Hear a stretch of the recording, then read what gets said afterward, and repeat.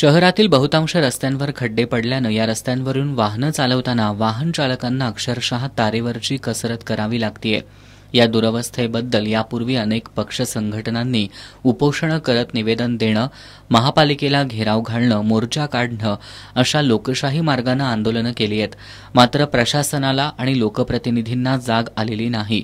या पार्श्वभूमीवर शिवसेना उद्धव बाळासाहेब ठाकरे पक्षानं जिल्हाप्रमुख रविकिरण इंगवले यांच्या नेतृत्वाखाली आज दिवाळीच्या पहाटेच शहरातील रस्त्यावरील खड्ड्यांमध्ये पणत्या लावून आणि रांगोळी काढून अनोखं आंदोलन केलं। यावेळी महापालिका प्रशासन आणि शहरातील लोकप्रतिनिधींच्या विरोधात जोरदार घोषणाबाजी करण्यात आली।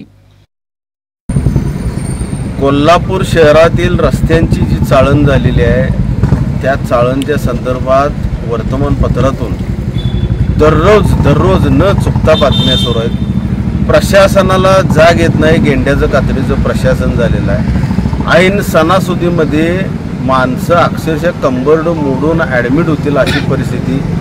धुळीचं साम्राज्य प्रचंड आहे। 100 कोटी रुपये कोणाच्या घशात घातले तो लोकप्रतिनिधी कोण हे जनतेनं देखील ओळखलेलं आहे। वारंवार आंदोलन करून उपोषण करून जर प्रशासनाला जाग येत नसेल तर एक अनोखं आंदोलन शिवसेनेतर्फे आम्ही आज घेतलेलं आहे। रस्त्यांची दिवाळी साजरी केली गरिबासारखं।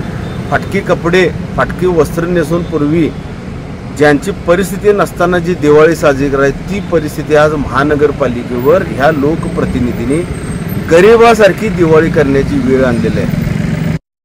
या आंदोलनात विशाल देवकुळे, सागर साळोखे, हर्षल पाटील, पप्पू नाईक, समरजित जगदाळे यांच्यासह शिवसैनिकांनी सहभाग घेतला।